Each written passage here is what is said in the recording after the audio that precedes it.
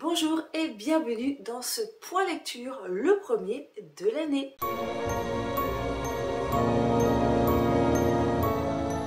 On se retrouve pour parler de mes 3 dernières lectures. On commence tout de suite par La Maison hantée de Shirley Jackson. Je l'ai lu en décembre dans le cadre du challenge de la crypte organisé par Jody de la chaîne Les Livres de la Crypte. C'était une lecture commune, donc j'en ai profité pour le sortir à ce moment-là. Franchement, grosse déception sur ce roman. J'ai pas aimé plus que ça. Alors, on est sur un docteur spécialisé un peu en paranormal qui va vouloir étudier une maison et il invite quelques personnes pour le faire avec lui. Voilà, elles ont toutes quelques pouvoirs entre guillemets. Il y en a un, il est seulement héritier en quelque sorte de la maison. En tout cas, ce sera un futur héritier parce que je crois que c'est le fils du propriétaire ou le cousin du fils, de neveu du propriétaire, un truc comme ça. On suit principalement un personnage, une jeune femme qui va vraiment nous raconter ses émotions, mais en même temps, je sais pas, je trouve que les personnages sont pas très approfondis. J'aurais voulu connaître un peu plus de leur passé ou en fait, tu sais pas trop si la maison elle est hantée ou si c'est ce personnage féminin qui a des antécédents de poltergeist quand elle était jeune, qui influence tous les phénomènes qui se passent dans la maison. On ne sait pas trop, c'est un peu étrange. Voilà, je suis clairement restée sur ma faim. Alors, aux 3/4 du bouquin, les 3/4 du bouquin, ça se passe assez bien. Et aux 3/4 du bouquin, tu sais pas pourquoi, il y a la femme de cette espèce de docteur spécialiste en paranormal qui se ramène. Et là, l'intensité paranormale, les effets, tout ça, là, que tu t'es un petit peu rentré dedans, dire qu'est-ce qui va se passer, tout ça. D'un coup, paf, tout retombe à plat. C'est comme si tu étais un petit peu dans la pénombre, là, où tu sais pas trop ce qui se passe, et pouf, on t'allume la lumière. Et le récit devient totalement plat à ce moment-là, parce que, ouais, je sais pas, je trouve qu'il se passe plus rien. J'ai pas adhéré en fait à ce livre, je l'ai pas trouvé ouf, j'ai pas trop compris tout l'engouement qu'on pouvait avoir autour de ce livre. Oui, il y a une ambiance avec la maison hantée, qu'on ne sait pas trop, voilà, tout ce mystère en fait, il y a bien cette ambiance qui est mise en place, mais ça s'arrête là, on n'a pas d'explication plus que ça, voilà, il se passe des trucs, ok, ils sont témoins de choses, hop, ils repartent, et puis on nous laisse en plan comme ça, et j'ai pas trop aimé en fait ce côté-là du livre. L'écriture de Shirley Jackson, j'ai beaucoup aimé, hein. On rentre dans le récit très facilement, c'est très fluide, il y a beaucoup de descriptions, moi j'aime beaucoup. Par contre, j'ai largement préféré Nous avons toujours vécu au château. Je sais pas, il y a une autre ambiance, il y a une espèce de dualité où on ne sait pas si les personnages sont vivants ou sont des fantômes, tout ça, il y a quelque chose, je sais pas, il y a plus... malgré le fait que réellement, dans le récit de Nous avons toujours vécu au château, il n'y a pas énormément d'action, il se passe pas des trucs de ouf, il n'y a pas une histoire, j'ai presque envie de dire, c'est juste une mise en abîme d'une séquence de vie, mais je l'ai trouvé beaucoup plus passionnant, il m'a beaucoup plus tenu aux tripes que La Maison hantée. Voilà, franchement, je trouve pas que c'est forcément une pépite. Alors, je suis contente de l'avoir lu, mais ça s'arrête là. Moi, je vous le conseille pas du tout. Si vous connaissez pas Shirley Jackson, si vous avez jamais lu une de ses œuvres, moi, je vous conseille plutôt Nous avons toujours vécu au château. Ensuite, toujours dans le cadre de ce challenge, j'ai lu un recueil de nouvelles, La solitude du vampire, donc dans la collection imaginaire chez Librio. Vous savez, les livres pour les vieux qui n'arrivent pas à lire parce que c'est écrit trop petit.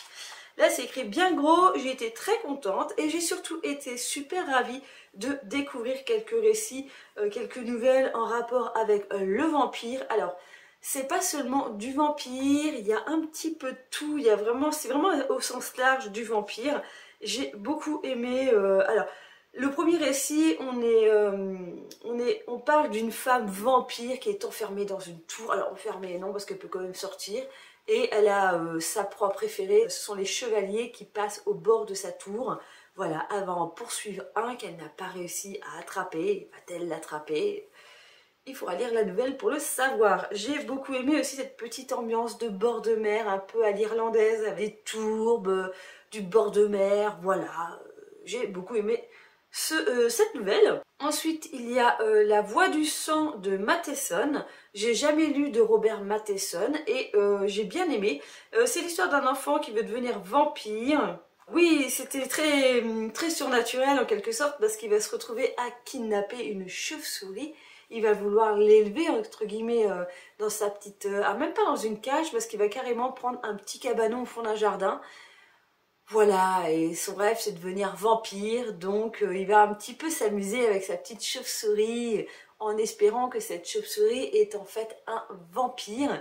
Voilà, il va avoir plein de petites séquences de jeu comme ça avec sa petite bestiole et j'ai adoré ce récit et c'est bien dommage qu'il soit très court. Ensuite on a un Ray Bradbury, c'est l'histoire d'un gosse qui est intrigué par un nouveau qui est dans un immeuble loué. Ouais c'est ça, il est en fait le fils d'une concierge donc qui loue des chambres dans un immeuble et il est intrigué par ce que fait ce nouveau locataire qui est beaucoup éveillé la nuit et apparemment il dormirait tout le jour.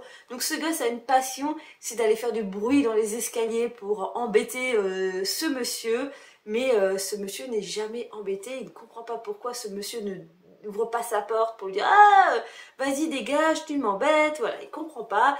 Et petit à petit, il va aller un petit peu comme ça espionner son voisin et j'ai beaucoup aimé aussi cette nouvelle. Ensuite, on avait, j'ai pas noté tous les titres, ensuite on avait du Seignol, je ne connais pas du coup Claude Seignol, Pauvre Sonia. Ouais, c'est l'histoire en fait d'un vampire qui est prostitué.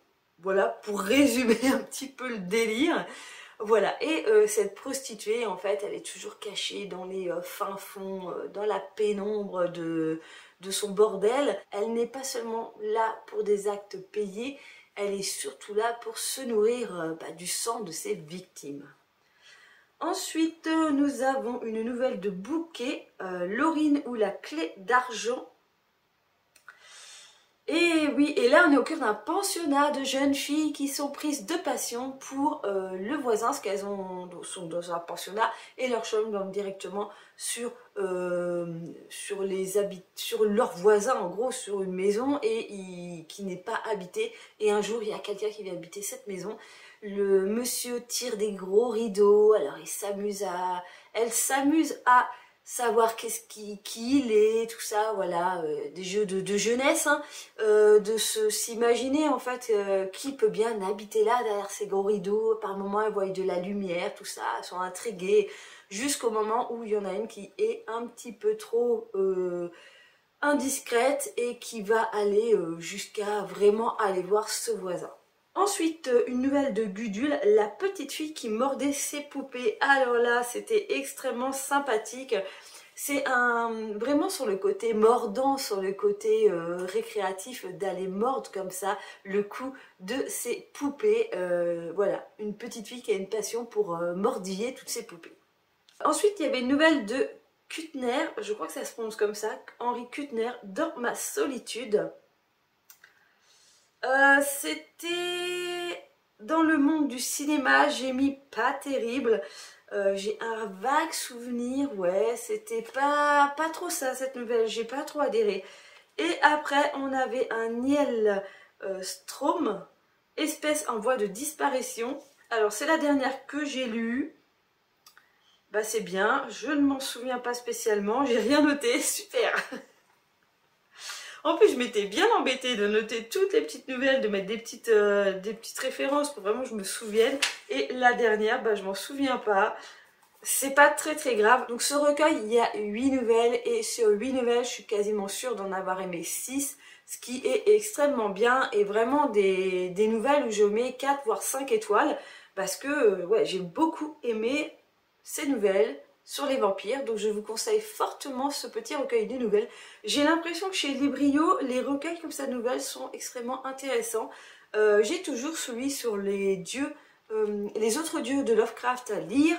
Alors je ne l'ai pas mis dans mon futur challenge de Vox, mais bon, Peut-être qu'il passera, on sait jamais, sur un malentendu, ça peut peut-être passer dans une case, je verrai bien. En tout cas, celui-ci, je vous le conseille. Sinon, moi, je vais vraiment m'attarder sur ces anthologies qui sont éditées chez Librio, parce que franchement, j'ai l'impression qu'il y a des petites pépites. Et pour terminer, eh bien, j'ai donc lu de Tracy Chevalier, Précieuse créature. Alors, nous sommes en 1820 en Angleterre, à Lyme Regis précisément. On va suivre les aventures d'Elizabeth Philpot qui rencontre Mary Anning, qui est une jeune fille qui a découvert, en fait, dès l'âge de 13 ans, elle est passionnée par tout ce qui est fossile. Alors, elle a une grosse collection de fossiles, d'espèces de petits escargots, là, ça ressemble à des escargots, des ammonites. Je n'ai pas retenu tous les noms des fossiles, mais bref, parce qu'elle les nomme pas en fait avec de noms scientifiques, elle leur a inventé des petits noms. Elle a une passion, son gagne-pain en quelque sorte, c'est de récolter ce genre de choses et d'aller les vendre devant chez elle. Sa mère s'en occupe aussi et de vendre ces petits fossiles en fait aux touristes qui passent par là. Et un jour, elle va découvrir un Plesiosaurus. Alors, elle ne sait pas du tout ce que c'est, elle va le découvrir. Elle va le montrer à Elisabeth qui est plus vieille qu'elle, qui a une petite vingtaine d'années de différence avec elle. Et elles vont se lier, ces deux femmes vont se lier d'amitié. Parce qu'en fait, Elisabeth était londonienne et elle va se retrouver à vivre avec ses sœurs à Lyme Regis. Et donc voilà, elle va se lier d'amitié avec cette jeune fille qui a la même passion qu'elle, les fossiles. Les trois quarts de ce roman se passent sur la plage, en train de chercher des fossiles. Moi, j'ai adoré ce livre. J'ai toujours eu une certaine passion pour tout ce qui était la paléontologie. Donc ce livre me parle énormément. J'ai beaucoup aimé ce récit et c'est à la fin de ce livre en post-scriptum que j'ai appris qu'en fait ce n'était pas une fiction mais en fait une biographie de Mary Anning. Alors oui, légèrement romancée, on se l'accorde, mais vraiment j'ai été voir en fait, j'ai juste été voir sur la page de Wikipédia, on va pas chercher plus loin, mais Mary Anning a bien été une paléontologue autodidacte. Elle est née en 1799 à Lyme Regis et est décédée en 1847. Elle a donc découvert en 1821 un Plesiosaurus et un ichthyosaure. Voilà, et donc son acolyte Elisabeth Philpot a existé elle aussi. Elle est née en 1780 et est décédée en 1857. Et ces deux femmes, oui, vont se lier d'amitié. Donc ce livre, c'est vraiment une histoire d'amitié. En même temps, une histoire de... pas de querelle, mais une histoire de jalousie entre les deux, celle qui a la notoriété, celle qui ne l'a pas, celle qui découvre les choses et l'autre qui regarde en gros. Et en même temps, on est dans un milieu très masculin, car il faut savoir que la paléontologie est un domaine masculin à la base, comme beaucoup de domaines scientifiques.